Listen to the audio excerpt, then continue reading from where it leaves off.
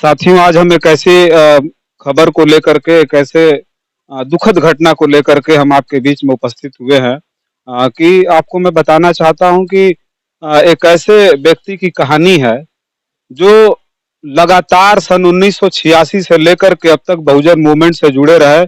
और ये बहुत बड़ी बात है, और उससे बड़ी बात ये है कि वो मान्यवर कांशीराम साहब जिस समय पूरे देश भर में घूम करके जन जागरण का कार्यक्रम चला रहे थे, उस समय में ये एक ऐसे शख्सियत थे, एक ऐसे व्यक्ति थे जो एक गांव से निकल करके उनके अंदर एक ऐसी चेतना थी कि मानवर कांशीराम साहब के साथ चल करके गाजीपुर से लेकर के लखनऊ तक साइकिल से यात्रा इन्होंने की थी।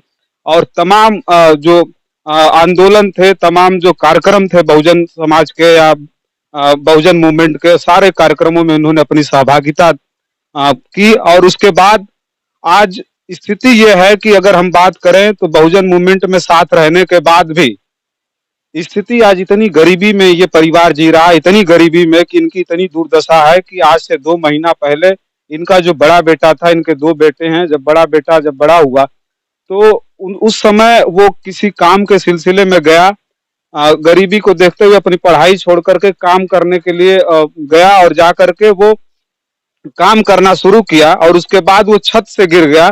और छत से गिरने के बाद स्थिति आज ये है कि उसका हाथ और पैर दोनों शून्य हो गया है और उसमें कोई हलचल नहीं है। ये परिवार इतना परेशान है दवा के लिए, इलाज के लिए। लेकिन हमको जब पता चला, हालांकि ये लोग सोशल मीडिया पे नहीं आना चाहते थे, लेकिन जब हमको पता चला कि ऐसी स्थिति है तो हमने इनसे एक बार बात करने के लिए रिक्वेस्ट की। तो आइए हम इनसे बात करते हैं और जानते हैं कि इनकी क्या स्थिति है। जिस व्यक्ति ने बहुजन मूवमेंट के लिए इतना अधिक परिश्रम किया, जिस जो जमीन तैयार की, जिस पर लोग आज राजनीति कर रहे हैं, लेकिन ऐसे परिवेश में, ऐसे राजनीतिक परिवेश में आज स्थिति है कि इनके घर कोई देखने तक नहीं आया, ये पता चला मुझे। तो आइए हम जानते हैं इनसे। आपका बहुत बहुत स्वागत है हमारे यूट्यूब चैनल में। आप अपना नाम बताएं। मेरा नाम लालजी गौतम। क्या दिक्कत हुई आपके बेटे के बारे में पता चला हम लोगों को कि ऐसी ऐसी स्थिति है? और दिक्कत क्या बात है, मैं तो जो है न कभी काम किया न काम करने की।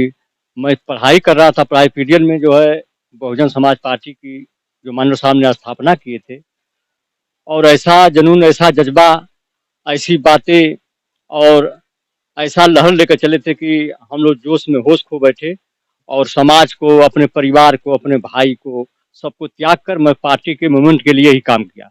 और समझिए कि 3 रुपये का मेंबरशिप का, बहुजन समाज पार्टी का 3 रुपये देकर जो मेंबर बने, और तब से लेकर आज तक बहुजन समाज पार्टी का ही वर्क करता हूँ और बाबा साहब के मिशन के आगे बढ़ाने के लिए काम करता हूँ। लेकिन देखता हूँ कि बहुजन समाज पार्टी में इतनी जो है हमारे जैसे लाखों का करता जो है अपने परिवार को, अपने भाई बंधु को त्याग कर, हमको ये न मालूम होता था कि कहाँ भूख लगी है, कहाँ हमको सोना है, कहाँ जागना है, और पार्टी के लिए हमने लगातार निरंतर काम करता रहा। लेकिन आज तक बहुजन समाज पार्टी के कोई कार्यकर्ता हमारे घर न आया देखने के लिए, न पूछने के लिए आया। देखते हैं कि बड़े बड़े जो है मंच जाकर बड़े बड़े लीडर जो है बातें करके चले जाते हैं। कार्यकर्ता कहते हैं कि कार्यकर्ता जो है बहुजन समाज पार्टी का जो है नींव होता है, वही खुराक देता है, लेकिन बहुजन समाज पार्टी में कार्यकर्ताओं की कोई कदर नहीं है। मैंने यहाँ से लखनऊ से, यहाँ गाजीपुर से जिले से जो है लखनऊ साइकिल चला कर गया और इतने काम किया। मैंने 1 रुपये 8 आना 4 आना जो है चंदे इकट्ठा कर कर रैलियाँ लगाते थे, लंटेन जलाकर जो है कैडर करवाते थे। लेकिन आज बहुजन समाज पार्टी के बड़े बड़े लीडर हैं, और बहन जी कहती है कि कार्यकर्ताओं की जो है काम होता है, कार्यकर्ताओं के लिए काम करता है, कार्यकर्ताओं को कोई पूछने वाला नहीं है आज तक।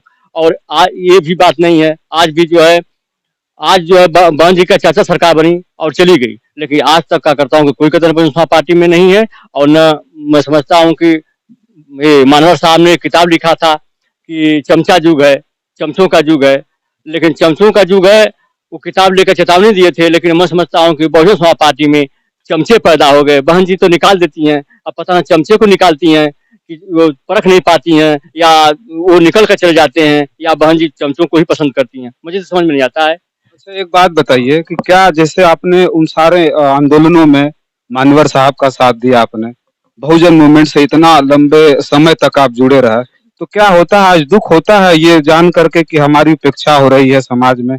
क्योंकि आपने समाज के लिए इतना कुछ किया, लेकिन आज समाज में जो लोग आज आगे निकल गए वो आपको मतलब फिर मुड़ करके नहीं देखे, तो कैसा लगता है, बुरा लगता है? भाई ऐसा बुरा तो लगेगा ही, इसलिए कि जिसके लिए मैंने काम किया, जिस समाज के लिए काम किया, जिस पार्टी के लिए काम किया, वो पार्टी उस कार्यकर्ताओं के घर नहीं जाएगी, उसके दुख दर्द में शामिल नहीं होगी, तो दुख की बातें हैं। इसलिए कि मैंने जो है खून पसीना एक करके उस समय जो है झंडे लेकर पॉकेट में चलते थे लोग और कहते थे कि ये तो जो है चमारों की पार्टी है, ये पार्टी में जो है नहीं जाना चाहिए, इनकी पार्टी है, उनकी पार्टी है। लेकिन आज जो है बड़े बड़े लीडर पैदा हो गए और कहते हैं कि हम बहुजन समाज पार्टी के, हम मिशन के आदमी हैं। लेकिन कार्यकर्ता जो है उस समय जो चंदा असूलता था, गेहूं असूलता था और चंदा असूल कर कदर करके दीपक जलाकर, लालटेन जलाकर, उसमें कोई पूछने वाला नहीं था, उसमें चुनाव लड़ने वाले भी लोग नहीं मिलते थे।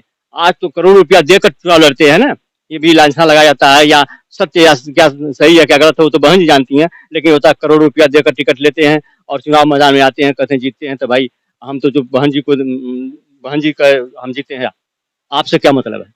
तो यही है, हमको दुख की बात यह है कि आज तक 4 बार बहन जी की सरकार थी, लेकिन आज तक कार्यकर्ताओं को कोई पूछने वाला नहीं है।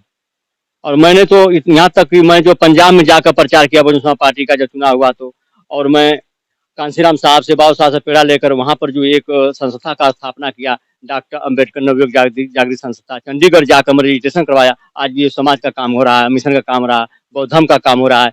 लेकिन हम सोचते हैं कि आज जो है जिस समाज के लिए, जिस पार्टी के लिए मैं काम किया, उस पार्टी के नेता जो है आज तक जो दरवाजे पर न पूछने आए न कहने आए कि भाई आप कैसे हैं, किस परिस्थिति में हैं, आपकी क्या स्थिति है। हमारे 2 लड़के थे, एक लड़का बड़ा था, इंटर में पढ़ रहा था, लेकिन वो मजबूरी में गया काम के चक्कर में और गिर गया, इतनी बड़ी हादसा का शिकार, 3-4 लाख रुपया लग गया। अभी कोई हाथ पैर काम नहीं कर रहा है, न कोई जो है यहाँ तक पूछने आया, न कहने आया, और न जो है कोई पता लगाया कि भाई क्या बात है, क्या स्थिति है। वोट के चक्कर में आते हैं, वोट वोट जो है कि वोट लेना है, और इसके बाद जो है कोई चुनाव के बाद कोई पूछने तक नहीं आता। अच्छा ये बताइए, पता चला हम लोगों को कि नहीं आप अपने बच्चे के इलाज के लिए कहीं बाहर लेके जाना चाहते हैं, लेकिन परिस्थिति ऐसी है कि आप जा नहीं पा रहे हैं, तो क्या क्या है ये?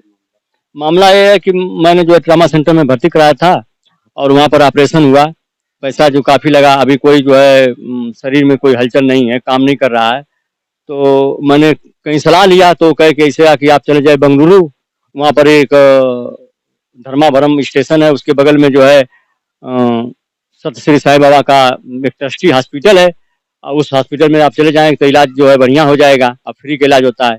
तो वहाँ जाने के लिए अब सोचता हूँ कि अगर पैसे रहे तो वहाँ लेकर जाऊँ। अब पैसे के अभाव में ले नहीं जा रहा हूँ, इंतजार कर रहा हूँ, जुगाड़ कर रहा हूँ, होगा तो लेकर जाऊँगा।